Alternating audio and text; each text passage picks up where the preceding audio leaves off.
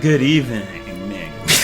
Welcome to the Bach Corner, the Bach Chat Corner, with me.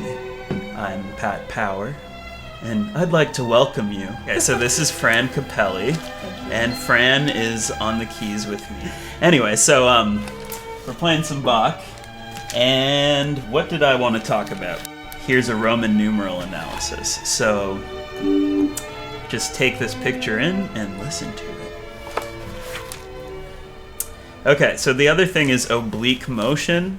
And shout out to my friend Alex, who is always going on about how there's oblique motion in Bach. And it's a good point for if you're trying to learn how it works, because you have four voices and they all are supposed to move independently.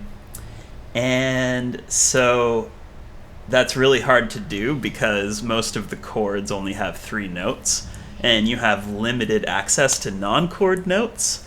So you want to have one note stay the same across chords as much as possible.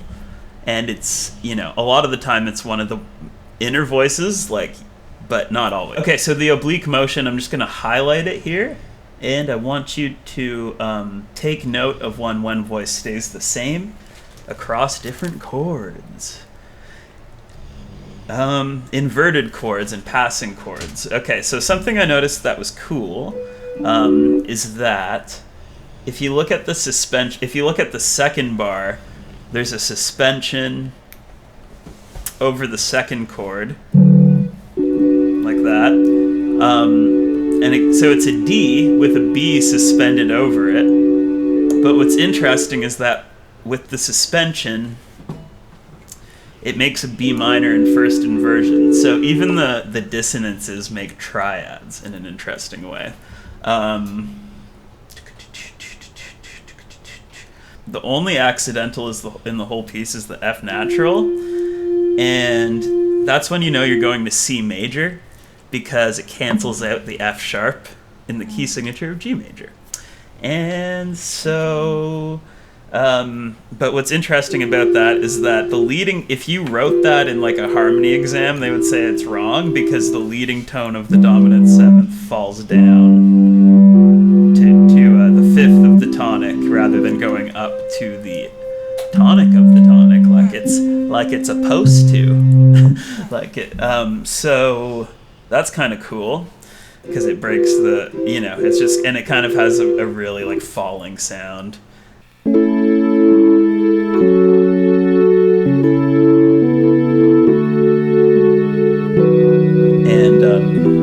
It's interesting that the only modulation is to the left on the circle of fifths, because usually the first modulation is one to the right on the circle of fifths, and that ratchets up the tension. But it's really cool because that way it brings down the tension, and Bach does that a lot. Brings in that accidental, the flat seventh of whatever scale you're in, near the end of the piece, a lot like the first cello suite that's in there. Maybe I can throw in a little clip there, because, Bach is public domain. So thank you, Bach, for dying a very long time ago.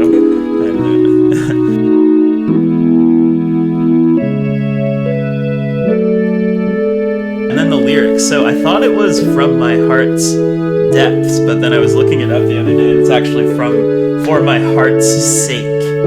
So it's like a German Lutheran text or some sort. So I'm going to post it here with the German and the English. And I just think it's cool.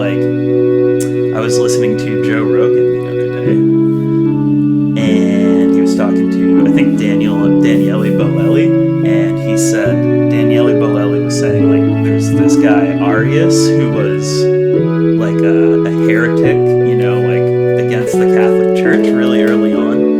And part of the reason his heresy spread so far was because he wrote songs that put his theological ideas into the songs. So it's somehow it spread all across Europe and stuff.